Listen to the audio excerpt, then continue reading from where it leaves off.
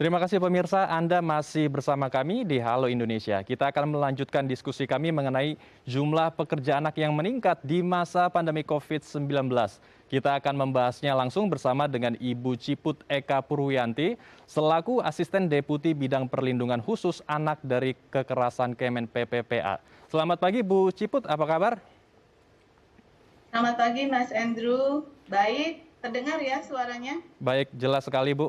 Kita langsung saja berdiskusi mengenai pekerja anak ini yang sangat menjadi perhatian ya dari seluruh aspek. Karena ini permasalahan yang akan menentukan masa depan Indonesia juga ke depannya. Bu, kalau kita lihat ini pekerja anak angkanya terus meningkat yang disebabkan sebagian besar oleh himpitan ekonomi. Lalu bagaimana Bu agar bisa pembangunan merata ya, tidak hanya di kalangan menengah ke atas namun di menengah ke bawah pun harus dikembangkan mulai dari orang tuanya sendiri, yaitu adanya pembangunan tempat bekerja mereka, lapangan pekerjaan dan juga akses pendidikan yang harusnya mudah diakses oleh ekonomi menengah ke bawah, Bu, ekonomi lemah, agar anak-anak tidak terekrut dengan mudah oleh para oknum kapitalis ataupun oknum-oknum pebisnis tertentu. Ya, ya, setuju. Tentu itu yang menjadi strategi nasional ya, sebagaimana pemerintah sudah menetapkan peta jalan untuk nol pekerja anak atau zero child labor tahun 2022. Nah, trennya sebetulnya sampai dengan tahun 2019 penurunan angka anak yang bekerja dan pekerja anak itu sudah bisa kelihatan. Nah, betul di masa pandemi di mana kondisi menyebabkan orang dewasa mendapatkan keterbatasan-keterbatasan untuk bekerja, termasuk ada banyak juga yang terpaksa kehilangan pekerjaan. Hal ini berimbas pada pelaku usaha yang masih bisa melakukan usahanya tidak memiliki cukup tenaga kerja dewasa. Akhirnya terbukalah peluang untuk anak masuk dalam lingkup pekerjaan ini. Kemudian yang kedua, keluarga yang kehilangan mata pencaharian akhirnya terpaksa melibatkan anak untuk turut membantu mencari penghasilan tambahan bagi keluarganya. Nah, ini PR saya pikir akan semakin berat bagi kita, pemerintah Indonesia. Namun demikian, strategi-strategi sudah dipikirkan, Mas Andrew. Pertama, saat ini kami bersama Kementerian Desa PDTT sedang mengintegrasikan SDGs desa itu ke dalam model atau program desa ramah perempuan dan peduli anak. Jadi kita di Indonesia ini ada lebih dari 70.000 desa yang mereka mau tidak mau harus melakukan pengukuran indikator dari SDGs desa.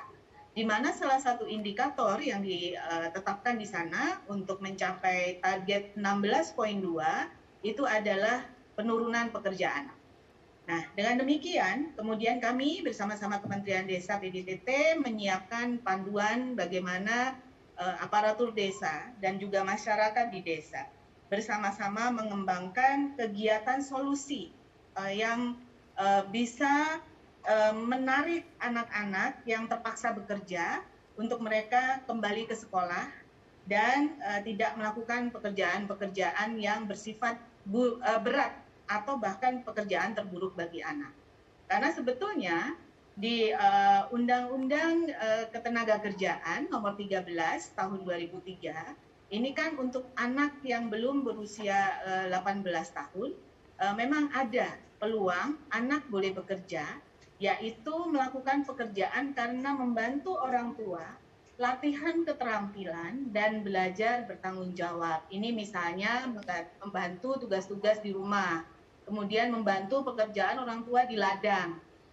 Anak kategorinya adalah pekerjaan ringan dan ini membantu dan ada durasi waktu yang tidak boleh lebih dari 3 jam dalam sehari.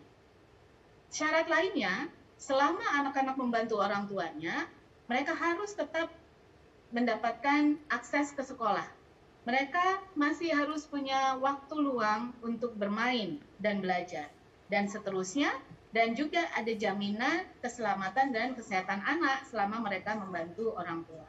Nah, dari sini kita lihat bahwa secara paralel bahwa keluarga dari anak-anak yang rentan untuk bekerja melebihi waktu yang bisa diatur oleh undang-undang, khususnya untuk anak usia di atas 13 tahun ya Mas Andrew, karena kalau anak yang usia 12 tahun ke bawah itu menurut Undang-Undang Ketenagakerjaan sama sekali tidak boleh bekerja. Bahkan pekerjaan ringan pun tidak boleh.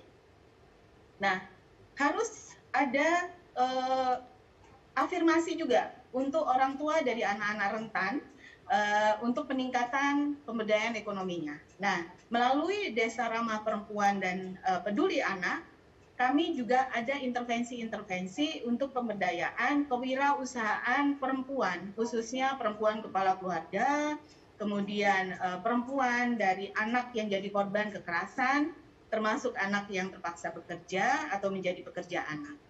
Semuanya ini secara simultan diperkuat mulai dari pelatihan, kemudian sampai nanti bantuan modal, dan sampai bantuan pemasaran. Kami tidak bekerja sendiri, karena kami juga bekerja sama dengan PNM Mekar untuk memastikan perempuan-perempuan dari kelompok rentan ini punya kapasitas yang cukup untuk mereka bisa mandiri secara ekonomi, dan kajian empirik sudah banyak bahwa setiap perempuan yang bisa bekerja memiliki tambahan pendapatan bagi keluarganya, investasi terbanyak diberikan untuk kesejahteraan anak.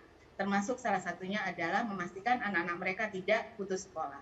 Jadi itu yang kami upayakan di tingkat hulu bersama Kementerian Desa, PDTT, dan juga Kemendagri yang mendukung juga dari aspek penganggaran untuk dukungan kegiatan pemberdayaan perempuan dan perlindungan anak di tingkat kabupaten kota. Baik, saya ingin mengutip sedikit pernyataan dari Bu Ciput bahwa ada SOP tertentu jika anak-anak harus bekerja atau terpaksa bekerja, Ya, yaitu tadi ada waktunya harus dibatasi dan jenis pekerjaannya juga ya, harus pekerjaan tertentu, tidak pekerjaan yang berat.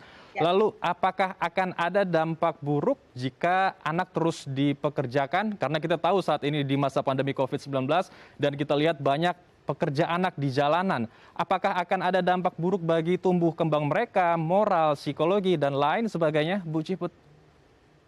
Jelas, dampak buruk itu paling terlihat adalah mereka akan lelah fisik karena bekerja melebihi batas di saat mereka harus betul-betul mempergunakan waktu untuk tumbuh kembangnya. Anak yang dalam usia tumbuh kembang sesuai diatur undang-undang 17 tahun ke bawah ini butuh waktu istirahat yang cukup agar perkembangan fisik, mental, spiritual, termasuk perkembangan otak ini bisa tercukupi.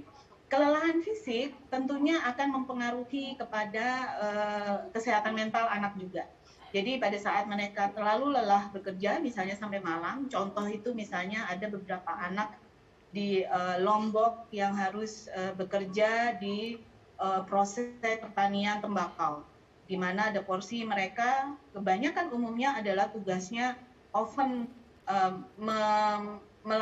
memastikan oven dari tembakau itu boleh terlaksana dengan cepat, karena memang kan produksi dan panen tembakau ini harus proses produksinya untuk pengeringan itu butuh waktu yang tidak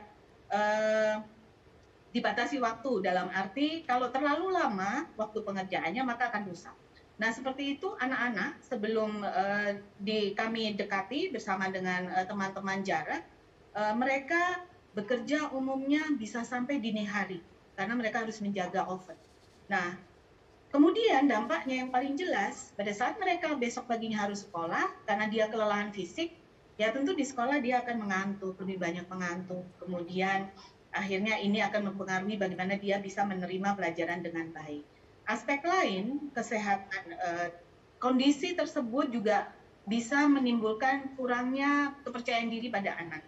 Pada saat dia merasa berbeda dengan anak-anak yang lain karena dia harus bekerja keras dan dia akhirnya tertinggal di sekolah, dan itu dampak seperti bola salju ya, mempengaruhi dia akhirnya tidak percaya diri dan pada akhirnya akan memutuskan untuk tidak melanjutkan sekolah atau drop out. Ini yang sangat kita khawatirkan, Mas Hendro. Baik, kita harapkan diskusi kita hari ini bisa mengembalikan hak-hak anak karena anak adalah aset bangsa dan akan menentukan baik atau buruknya bangsa kita di masa yang akan datang. Terima kasih Bu Ciput telah berbagi informasi bersama kami di Halo Indonesia. Baik pemirsa, usai jeda kami akan menghadirkan informasi menarik dan inspiratif lainnya. Tetap bersama kami di Halo Indonesia.